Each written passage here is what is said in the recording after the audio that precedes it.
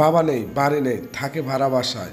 প্রতিবন্ধী সজীব ভোরবেলায় প্রতিদিন এভাবে পায়ে হেঁটে এখানে এই ঝুপড়ির নিচে কিছু মালামাল নিয়ে বসে থাকে, যা বিক্রি হয় তা দিয়েই মা কিনে বেঁচে থাকার লড়াই চালিয়ে যাচ্ছে। আমি প্রতিবন্ধী মানুষ, আমার দোকানে 1000টা মাল নাই, খুব কষ্ট চলি। আমি আরো আমার মা খুব কষ্ট খাই চলি, বাসা ভাড়া দিতে পারি না ঠিক মতো। তার দোকানে মাত্র 1000 টাকার মালামাল। এই মালামাল ভোর থেকে সন্ধ্যা পর্যন্ত বসে থাকে, যা বিক্রি হয় এখান থেকে আয় হয় মাত্র 100 থেকে 150 টাকা। তাই দিয়েই তার মাকে নিয়ে বেঁচে থাকার জন্য আপ্রাণ চেষ্টা চালিয়ে যাচ্ছে। বাসা ভাড়া দিতে গেলে চাল কিনতে পারে না, চাল কিনতে গেলে অন্য কিছু কেনা হয় না। সজীবের ইচ্ছা একটু ভালো মালামাল হলে দোকানটা ভালো চলবে, তার মাকে নিয়ে একটু ভালোভাবে বাঁচতে পারবে। আমি প্রতিবন্ধী মানুষ, খুব কষ্ট। দুটো পুরি বিচি সেই কষ্ট। হ্যাঁ, চাল কিনতে পারি না, চাল কিনতে পারি না, ডাল কিনতে পারি না, খুব কষ্ট।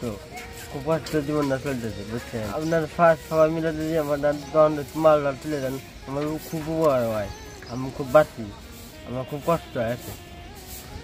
সজীবের এইটুকু চাওয়া, একটু ভালোভাবে তার মাকে নিয়ে বেঁচে থাকা, ভালোভাবে খাওয়া এবং একটু দোকানটা বড় করা। 10 বছর ধরে স্বামী মারা গেছে। আমি এই প্রতিবন্ধী ছেলেটা না করে খাই।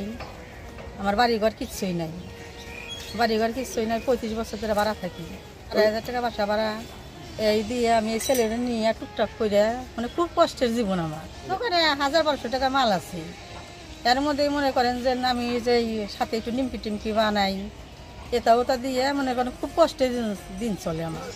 যদি আমাকে লগা প্রতিবন্ধী ছেলেটা না করে খাই, যদি আপনারা আমাকে কিছু সাহায্য করেন, কিছু মাল টাল তুলে দেন, তাহলে আমি ছেলেটা নিয়ে একটু ভালোভাবে করে খাওয়া পারি। আজকে আমরা আছি সিরাজগঞ্জ জেলার SS রোড বুলবুল তেলের গলি, যাকে বলে কাটাখালি। পিছনে দেখতে পাচ্ছেন, আর যে বসে আছে ওর নাম হচ্ছে সজীব। শারীরিকভাবে প্রতিবন্ধী, নিজে চলাফেরা করতে অনেক কষ্ট হয়। 10 বছর আগে ওর বাবা দুনিয়া থেকে চলে যায় এবং ওদের নিজস্ব কোনো বাড়ি নেই, ভাড়া বাসায় থাকে। এই দোকানে 1000 টাকার মাল তুলে সকাল থেকে সন্ধ্যা পর্যন্ত যা বিক্রি হয় তাই দিয়ে মা ছেলের সংসার চলে। মালামাল বাসাতে নিয়ে আসে, এখানে বিক্রি করে চা পান বিস্কুট যা যা আছে। দেশ এবং দেশের বাইরে যে সকল মানবিক ভাই বোন আছে, সবাই মিলে যদি সজীবের পাশে দাঁড়ায়, তাহলে সজীবের জীবনটা একটু ঘুরে দাঁড়াবে। খুব বেশি না, হয়তো 30-40 হাজার টাকার মালামাল এবং ওদের আর আনুষঙ্গিক খাদ্য সামগ্রী যদি ব্যবস্থা করা হয়, তাহলে কিন্তু স্বাবলম্বী হয়ে উঠবে সজীব।